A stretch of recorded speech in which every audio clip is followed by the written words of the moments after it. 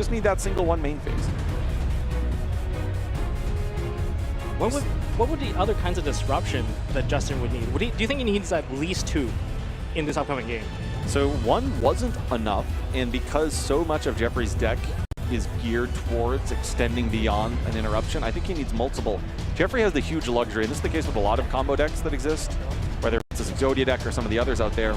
In Game 2, he had Dark Ruler No More, an evenly matched, and Santa Claus in his deck, and every single one of those cards that you draw is 1 less combo piece. You know, Jeffrey really wants to look at his opening hand and see 5 combo pieces. And he gets to side out these cards that are not in and of themselves combo pieces. But you can actually hear the crowd in the background. You know, Jeffrey is playing to the crowd. This is wonderful. This is what I like to see. And here we go into the Game 3 here at YCS Indianapolis. EXODIA the Forbidden One going first. Okay, well, I'm pretty sure Jeffrey has the combo. I would imagine many of his opening hands have the combo. It's really a question of, does Justin have a counter?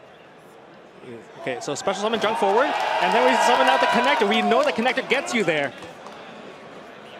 Okay, this looks like it might be a Herald. It is. It is Herald, taking out the name. And that takes out the Diviner in hand. Justin down to 3 cards in hand. The hand count will matter a lot right now. It depends on whether or not Justin has another follow-up. I think there's going to be more ways, perhaps. Looks like he has a Renal, but I don't know if junk forward is a fire monster. No, it is not. It is an earth monster. Does it only need a warrior monster? Or am I? Oh, no, we are Yeah, it is a going fire. back. Yeah, it's fire only. Oh. This goes like extra. You can't touch it. Justin feeling pretty happy about that. I don't know if he has any more disruptions. You can tell on Jeffrey's face that His face has soured in. Oh man, gotta be a fire warrior. Unfortunate combination, I would say.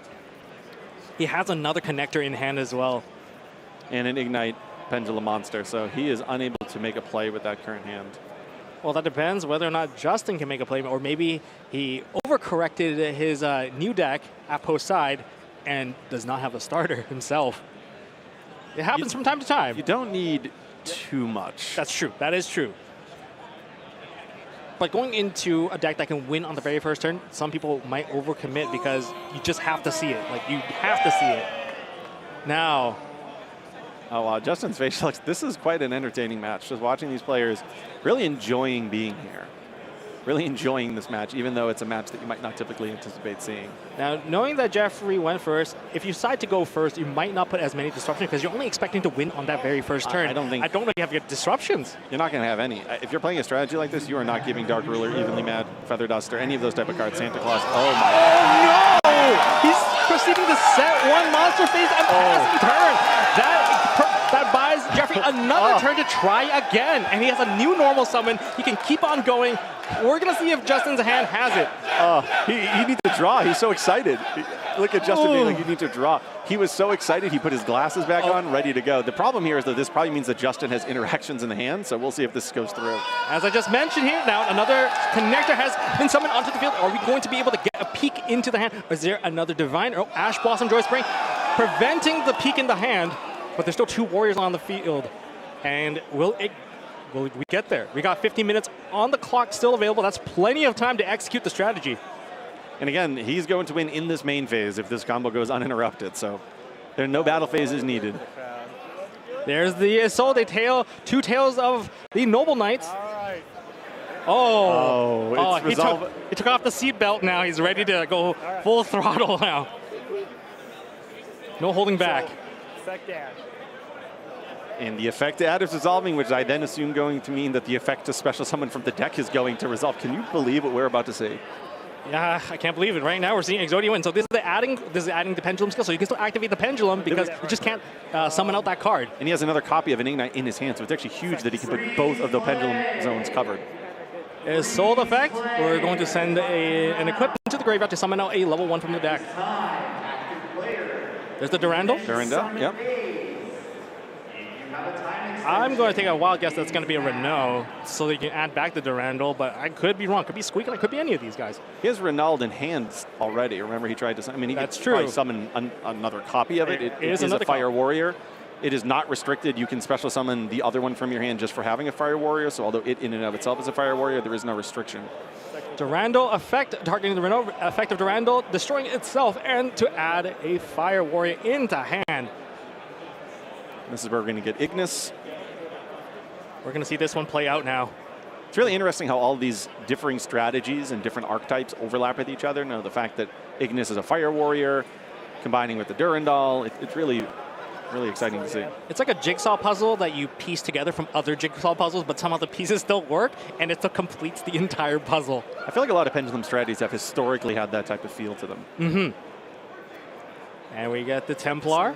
I believe that's a Templar. And now Ignis is going to allow him to special summon a Ignite from his deck. That's Gallant. No. That is... I believe that is Gallant. We're going to perform a Synchro Summon. All right, we saw Warrior Rocks in the first game, and now we get to see it again here. Adding back the Ignite from the extra deck zone through its effect. Now I think it's where we're going to start to see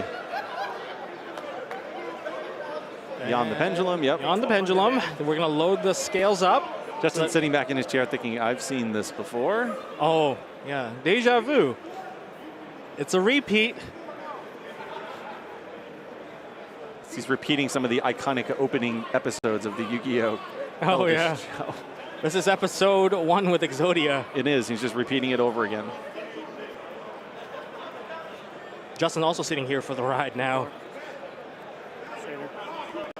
Now, this might have been the case where you have to put in so many cards to counter the strategy, you might not have the pieces for you to start your own engine and make sure that you get going. I can't imagine that he would side out cards in his own deck, though, that are classified as starters.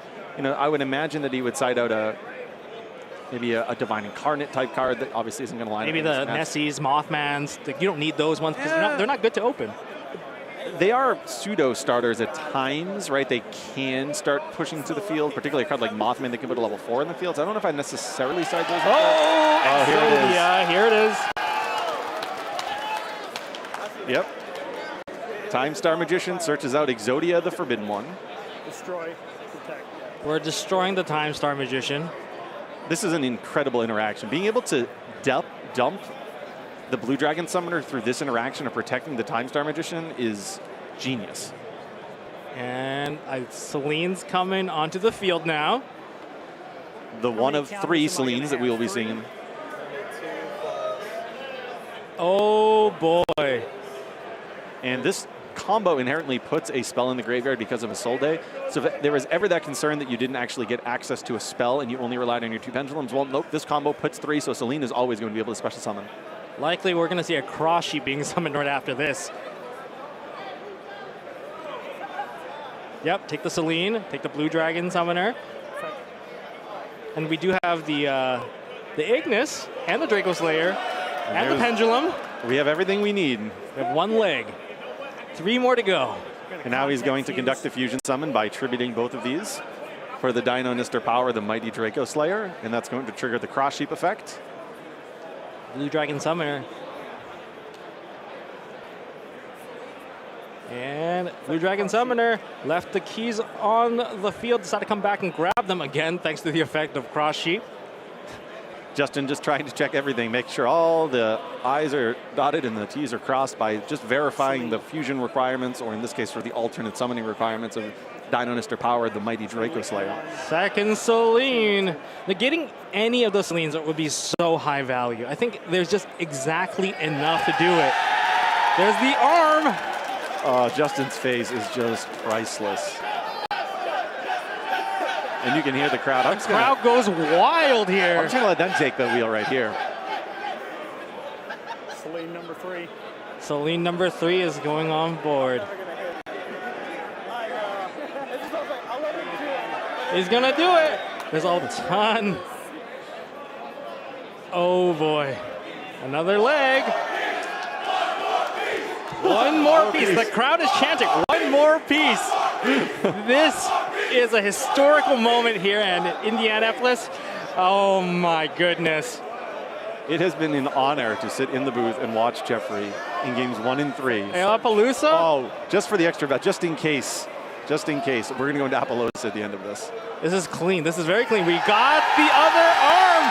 And all 5 pieces have been assembled. The legs, the arms, the head. EXODIA.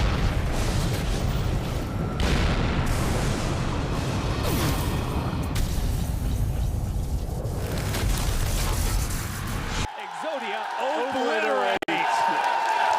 Unbelievable. Wow, the crowd goes insane.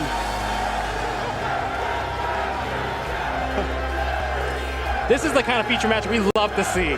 This is one of the most iconic events. Billy earlier today talked about this building having something about it in Yu-Gi-Oh's history. Look at what we have just seen today. A moment in Yu-Gi-Oh's history that will live on forever. EXODIA beating one of the meta favorites. Moving on 4-0. We talked earlier today in that how to duel video about some of the alternate win conditions.